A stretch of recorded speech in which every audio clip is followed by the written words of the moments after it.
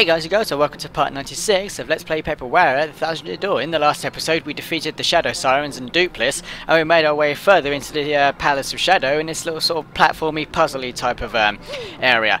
Now, you guys are going to have to forgive me because this is actually post-commentary, because I lost my the remainder of my audio for this chunk of recording, so I don't really know what happened with that. So as you saw, I got myself a shooting star, but I decided to use it so I could pick it up again.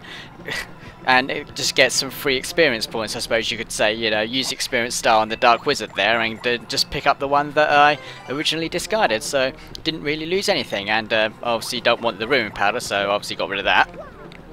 Right, in this episode we need to further our progress into the Palace of Shadow, and what we've got going on here, we need to get further, so we need to hit that red button that was further below by using Bobbery. And that platform's only there temporarily, so you've got to make your way across. And we've got here a chain chomp, but normally I wouldn't be in the mood to fight it, but I'm kind of thinking to myself, well, should I, shouldn't I? Meh. And I got Herbert out, and I decided to use my my spin hammer. Boom. Got a few points out of him. Now you want to pay attention to the stars that are on the wall here, because they're going to come in handy within the next couple of minutes or so. So, because you got on, off, on, off, basically. Now I'm going to have a bit of a blonde moment here, because I suddenly won't be able to remember where to go. I'm thinking to myself, well, I obviously know this wheel needs to move, but I can't remember exactly how I go about getting it moving. So, what I finally realised is I need to drop down. Eventually, there we go. I need to drop down and get that key so we can open the door on the far left hand side. I'm gonna say, because you know it's been a while since my last practice run of this game, so my memory of this particular section was a little hazy. But you know, I reckon I comfortably got through it well enough. And Mario's insistence on jumping in front of doors, it always fails to irritate me. I mean, no, it never fails to irritate me. That's what I meant. We've got ourselves a live stream here, but I've got more than enough, so I don't really need it. So further on we go. Oh yeah, this point kind of irritated me because I couldn't actually remember how to do toilet roll Mario. I remember you had to hold a button down, and I remember that you have to spin the stick, but I couldn't remember that you actually had to hold down right trigger, or just right trigger. Still used to the Xbox 360 controller, but there we go, I finally figured it out. It'd been a while since I last used toilet roll Mario, so I completely forgot how to transform into him. But here's where we need the stars, and get rid of that Dark Wizard as well. So we've got that one on there, and we need to get that one off, and these two on, that one off, and that one on. There we go. And for your efforts you get a dazzling light display. Now wasn't that worth it? And of course what that actually does is it actually makes the wheel move this time, so no worries about getting from one side to the other now. Watching back in this footage, I guess I probably should have just cut this out, but as it's in the next room, I don't suppose it's really that bad.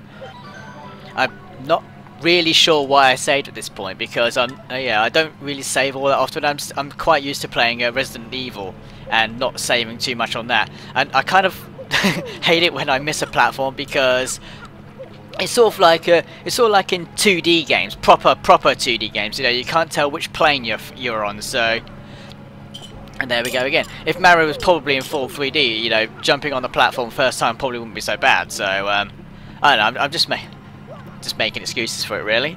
But we're on the wheel now. We're going to go quickly check what's in the box right at the very top.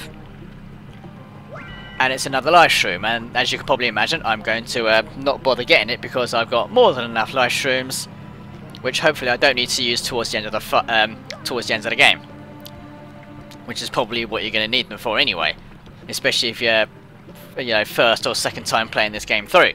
But as I've played this game about several times through, I really don't need the live stream. So here we are in an area where we're completely blocked off. However, as you can see in the corner of that little block, we got ourselves a little peel. So we need to get McFlurry out, and she reveals a nice little angry granite block. We can get rid of that. I like this little area in particular because you've got to use like a variety of skills to get through it. We've got ourselves a question block there, which just reveals one single fucking coin. For all that effort, and you get one sodding coin. Now you've got to be really careful on this bit. You know, there's absolutely no sense in hurrying it through. If you're coming back on your way from to here, you can obviously use the little Yoshi to quickly shortcut over that first bit there. But otherwise, you've really got to be careful because you've got yourself a massive bed of spikes beneath you, and it doesn't do well to fall into them. And this is one of the reasons why I'm particularly glad why why Nintendo have notches on their at the base of the analog stick, because at least you can go straight and the stick's resting in the notch, so there's no chance of you going all over the shop when you're trying to go straight. If I remember rightly, we've got ourselves another puzzle element coming up here. I remember it's actually it's actually a speed puzzle element, because we got ourselves a massive gap there, but there's a platform there which we need to activate with a switch. And not only do we have a platform, but we also have a rather angry chain jump.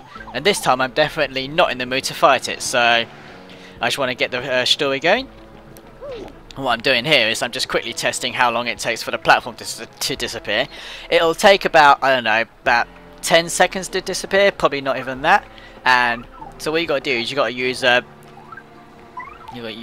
first of all I'm using Flo to make the chain chomp dizzy. Then you got to use Herbert to quickly get across to that platform, because you don't have much time. You will always cut it close. Up and over he goes, and over he goes. There we go, and the platform disappears as soon as you get off of it. We got ourselves our next palace key. We don't have to worry about the platform again, although we still do have to worry about the chain shop because we never dispose of it. I'm kind of thinking, like, do I still need to go up there? No, I don't know. I need to go back through, because what you need to do now is go back to the left, take the aeroplane power up, and go all the way to the right.